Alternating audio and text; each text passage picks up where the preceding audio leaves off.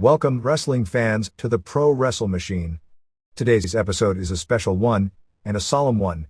Whether you're tuning in from the Great American Bash or halfway around the world, we're coming together as a community to honor the life and legacy of a wrestler who left a lasting mark on the ring and on our hearts. We'll journey through their storied career, share memories, and reflect on what made them unforgettable. There'll be insights, tributes, and maybe even a few tears along the way. As always, you can use the chapter markers to navigate, but we invite you to take it all in. Let's begin. From the Wrestling Observer newsletter. March 27, 1995. Big John Studd passes away from cancer at 46. John William Minton, who was one of pro wrestling's biggest draws and most famous personalities during the period the World Wrestling Federation went national under the ring name Big John Studd, passed away on March 20 from liver cancer after a 17-month-long battle with Hodgkins disease. At 6'7" and 320 pounds during the mid-80s, Studd, who was one of the biggest wrestlers in the world at the time, was a frequent opponent for Andre the Giant and Hulk Hogan in the World Wrestling Federation. The matches were hardly classics, but they were a strong part of a package that packed buildings and paved the way for the early WrestleManias that pioneered national broadcasts of pro wrestling. He discovered he'd contracted Hodgkins disease in November 1993. He found this out shortly after being a last-minute fill-in for a match in October 1993 for his trainer, Walter Killer Kowalski, in New England against Honky Tonk Man, when Kowalski found out the previous day that his scheduled main eventer, Jimmy Snuka, wouldn't be appearing.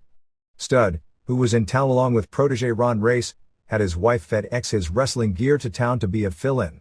While Studd was limited as a performer to begin with, when he got in the ring he realized he had no stamina whatsoever, and he and everyone watching realized something was wrong. Shortly thereafter he was taking a shower and washing under his arms and felt a hard lump. He was also having chest pains. He went to the doctor, who x-rayed his chest and found a large tumor in the middle of his chest. Because he was an immensely prideful individual and not wanting to admit to anything potentially devastating, and also because he was afraid if word got out that promoters would be afraid to book him for his planned comeback in wrestling as a tag team partner and coach for Race, he tried to keep the news quiet. When it broke, he tried to downplay the severity of his condition except to his closest friends until the end. Minton had been in Fairfax Hospital near his home in Burke, Virginia for the 10 days leading to his death. During 1994, he spent approximately 20 weeks in the hospital in fighting Hodgkins disease, which went into remission first after chemotherapy, came back, and went into remission again after the bone marrow transplant. His lungs collapsed 6 weeks ago, but he recovered from that as well. On about the 10th, he started running a fever, was sick in the morning and was suffering terrible joint pain, all symptoms of cancer recurring. His fever reached 108 degrees, which was the highest fever any of his doctors had ever heard of for someone to not only live through, but suffer no brain damage from. Over the past month he had gotten strongly into religion, stemming from a near-death experience when he was being worked on and could hear the doctors talk about being afraid of losing him. He had made his peace with God and Jesus Christ, and he said he had tremendous peace when the doctor said that. He was afraid of losing him, said Graham. He said he had absolutely non-fear of death because he was going to heaven.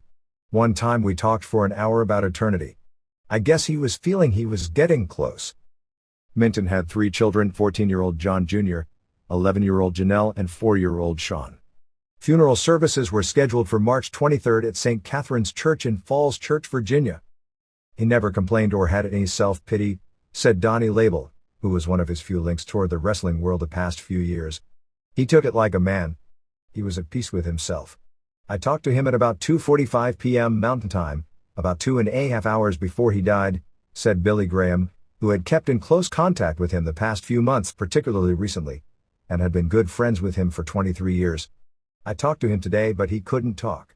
Donna, his wife, put the phone by his ear. All he could do was breathe. I don't know of anything more dramatic in my entire life than talking to one of your best friends, and all you can do is hear him gasp for air. When we talked 10 days ago, he told me his liver had holes. John asked me if it could have been all the matches with Andre because Andre would hit him in the side with that big hand. I didn't think so, but told him it could be. He was happy if it would have been from Andre. He was trying to come up with something that would be a viable reason. Minton was put back on chemotherapy 3 days earlier when the cancer had all but destroyed his liver and had spread throughout his body, and was told Friday morning that if the chemo didn't work, that he had less than a week to live. It wasn't until that point that his spirit and belief he would beat the cancer ever wavered. That was the first time he was ever negative, Graham said. He said when they were treating him it was like treating a corpse because he was so tired. He resigned himself to the fact he might not make it, but even then he said, "I still think I can beat it." He had underwent a bone marrow transplant in October which only had a 7% chance of success, but he beat strong odds when it sent the cancer into remission. They couldn't find a matching marrow donor, so they removed his bone marrow and then put it back in. As recently as a few weeks ago, he sounded great to those talking to him on the phone, and as recently as 6 weeks ago was told by his doctors that there was no reason he couldn't return to the ring within 6 months. However, the indication his physical condition was not as rosy as he wanted people to believe came when he was unable to travel to Baltimore for the WCW Super Brawl pay-per-view because of his health for a meeting with Eric Bischoff about using race. Minton wrestled for 18 years after originally playing college basketball. Originally from Butler, Pennsylvania, after college he gravitated toward Los Angeles and was training there under Charlie Moto in early 1972 when Kowalski was in town as the top heel. Kowalski helped break Minton in, and Minton always credited Kowalski as his trainer and remained loyal to him. He started in California as the Mighty Minton as a large prelim wrestler. He returned home and worked in a glorified jobber role for the old WWF under the ring name Chuck O'Connor. We met in Los Angeles and were tag teaming together, usually against the Tolos brothers, remembered Graham. We would potato those guys to death. We used to joke about how the poor Tolos brothers had to deal with our inexperience. Stud and I were both so green and so big and strong at the time that we practically beat them to death. John Tolos would get in the ring with Stud and tell him to tag me. Then I'd get in with Chris Tolos, and he'd tell me to tag Stud. John didn't have a car. We were living in North Hollywood and Burbank, and I'd drive him to the matches. He was doing some bouncing in North Hollywood and I would drive him to work. He never forgot it. I didn't think it was a big thing since we were teaming together and he didn't have a car and I liked the guy, but it always stuck with him about me giving him rides back and forth. His second WWF stint was in 1976 with Kowalski as the Masked Executioners holding the tag team titles, which was his first major career push. Because of his size, unique in wrestling at the time, he was a headliner for most of the remainder of his career. It was in Texas in 1977 that he picked up the name Big John Studd, a name which probably helped a great deal as far as his name recognition when wrestling went national 7 years later. He had first come in under the name Captain USA, under a mask and ring costume similar to WCW's Patriot, as a heel feuding with the likes of Fritz von Erich, Bruiser Brody, and Stan Hansen. When he was unmasked, it was Houston promoter Paul Bosch who came up with the name he used most of the rest of his career. 10 years later he and Hansen were the only wrestlers to eulogize Brody at his funeral in Texas. After working based out of Hawaii for about a year, he was part of the package when Jim Crockett Jr.'s Mid-Atlantic territory went on fire using young wrestlers that were to become superstars in the business like Ric Flair, Ricky Steamboat, and Greg Valentine. During that period Studd worked against one of the few wrestlers of that period who rivaled him for size in Blackjack Mulligan, Bob Windham. Studd used to always tell his kids that when they looked around the house, they should always thank Mulligan and Andre because they were the ones who made most of it possible. At no time was Studd ever a classic worker or even an average worker. He was a very big man during a period in wrestling where there were only about 3 or 4 others in the business with that kind of size, and the biggest draw of them all was Andre. Studd in that period just before the arrival of Hulk Hogan on the national scene, was along with Ernie Ladd and Mulligan the few men who came within a few inches of the 6'10" Andre and drew huge money programmed against him. Studd was billed at between 6'6" and 6'8" during the bulk of his career. When the WWF went national, his build height gravitated toward the 6'10" or even 6'11" mark to give him even more of a monster appeal, claiming to be the real giant of pro wrestling for his feud with Andre, the gimmick Paul Loria is now spoofing in ECW.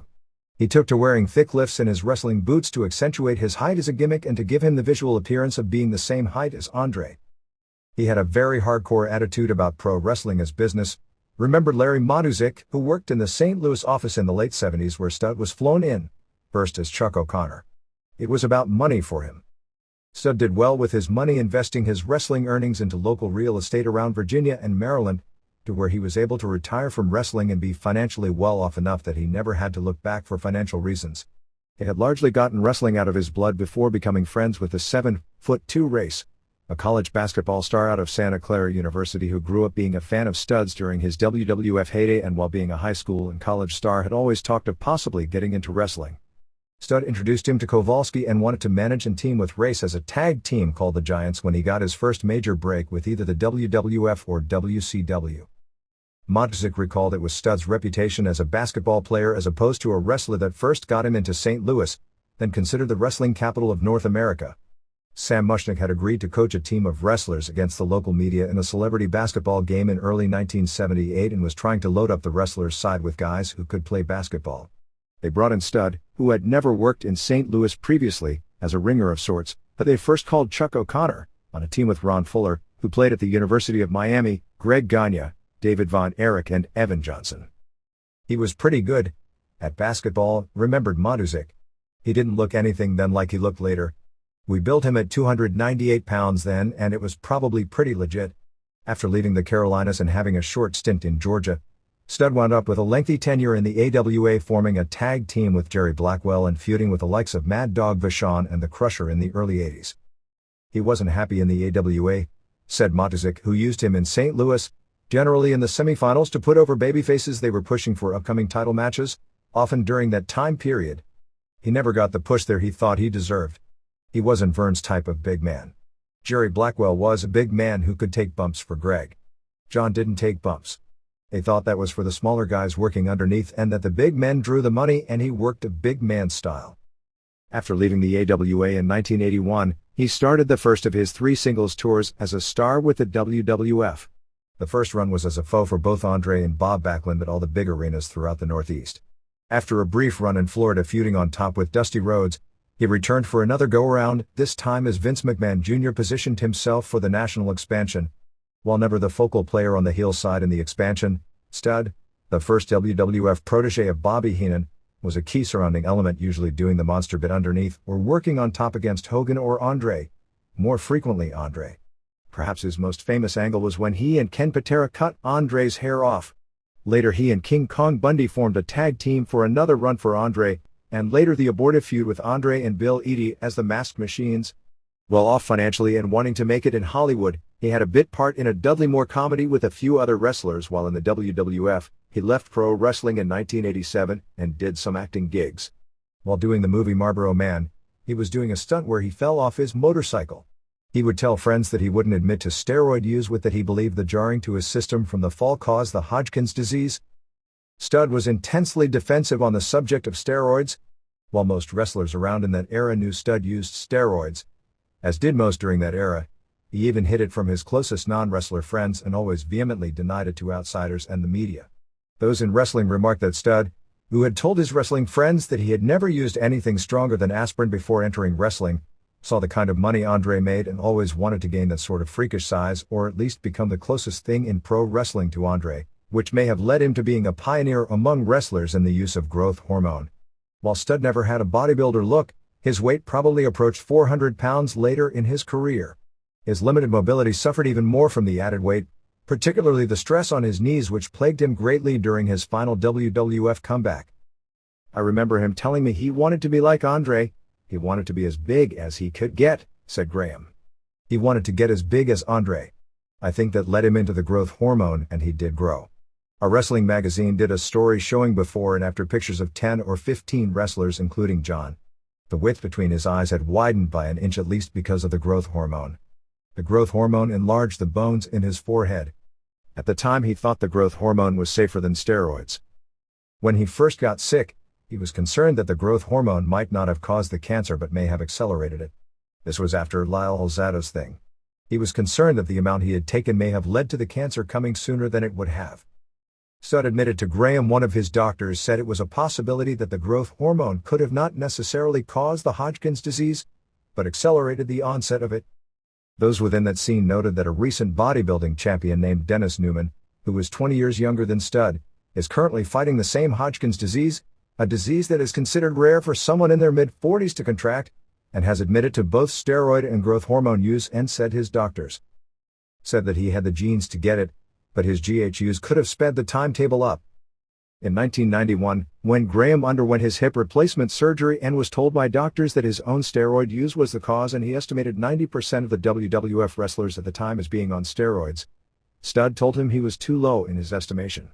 Ironically, Stud, believing strongly he always had to protect the business to the end, during that period would publicly deny ever using steroids and said that reports of use in wrestling were exaggerated and that Graham's physical problems weren't due to steroids. and even denied there was a steroid problem in wrestling. Even after what Graham went through, Stud didn't want to believe any of Graham's health problems were really due to steroids because he felt if he accepted they were, he'd have no way to rationalize continuing to take steroids himself. It wasn't until the McMahon trial during the summer of 1994 that Stud was forced to admit, under oath, in a strange scene of being under oath in the trial via telephone from his home, that he had used steroids. The government called him as a witness, amidst substantial protest from both McMahon and his lawyers, to recount a conversation Stud claimed he had with Zarian, where Zarian told him about a conversation he and McMahon had regarding Zarian telling McMahon he was distributing steroids to his wrestlers and McMahon not telling him to stop. It was also the first public admission of what Stud had been trying to hide from all but his closest friends for the previous 8 months, that he's suffering from Hodgkins disease and had been so weakened from the chemotherapy that he couldn't travel to New York for the trial and had to testify via telephone. McMahon, having been around wrestlers his entire life, was vehement about wanting the name of his doctor and to call the doctor to get confirmation Stud wasn't making this up. Judge Jacob Mishler, not having been around wrestlers, seemed perplexed that McMahon wasn't willing to believe Stud was really that ill. After insistence from the Titan lawyers, it would not be allowed to mention at the trial the reason, the illness, that Stud would be testifying by phone for fear the jury would tie his illness and the fact he would admit to purchasing steroids from Zarian and regularly using them together, based on side effects of steroids that were to have been testified to later in the trial. Stud, who had a lawsuit out against Titan Sports at the time that has since gone unresolved, said at the trial that he believes Zarian was doing himself and the wrestlers a great service because steroids were an important part of the wrestlers' regimen to help them maintain their performance level. After a few years away from wrestling, Stud has his final run in 1989 returning to the WWF, this time as a babyface to feud with Andre, who had turned heel. McMahon gave Stud a major push, having him come out of the first pay-per-view Royal Rumble in 1989 in Houston, dominating the field and barely selling for anyone, including finalist Ted DiBiase, en route to victory. However, Stud had gained about 40 pounds since his previous stint, which had greatly slowed him down. Added to the problems were Andre's own health problems and the fact that Andre had gotten a lot moodier as his physical condition had deteriorated. One night Andre actually fell asleep in the ring with Stud, and Stud had to hold a headlock on him for a lengthy period of time in the ring while trying to wake him up. Although Stud always had nice things to say about Andre, who was the person who introduced John to his wife, Donna Conklin of Montreal, at Andre's restaurant, Le Pichet, and was quite distraught at Andre's in 1993, he had told friends he preferred not to remember Andre as he was during that final run.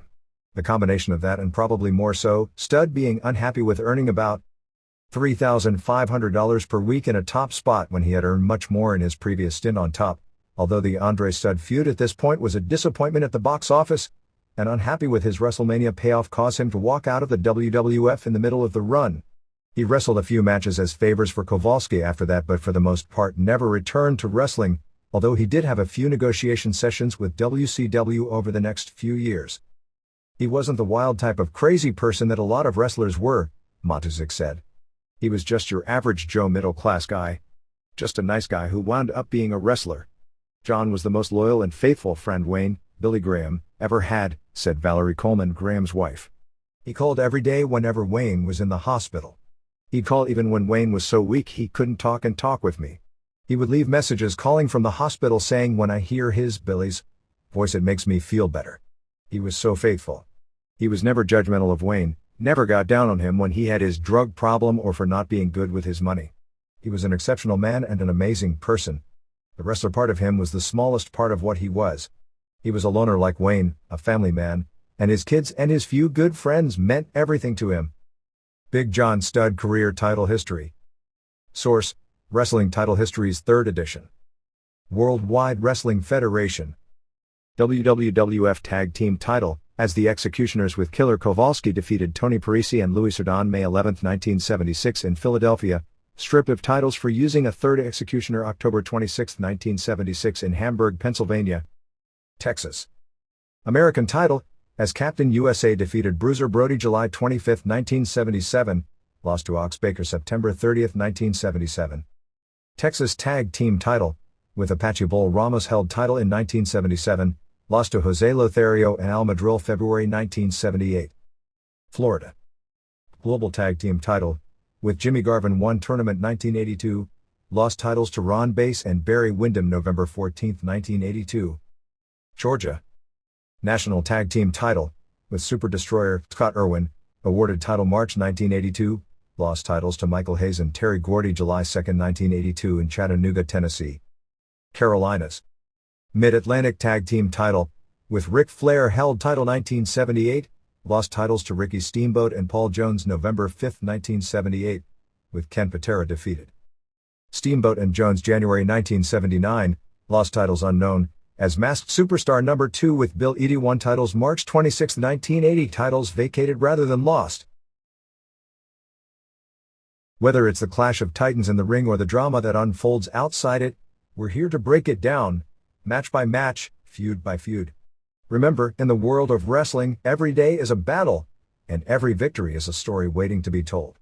Until next time, keep the passion alive, and never stop wrestling with the possibilities. This is the Pro Wrestle Machine.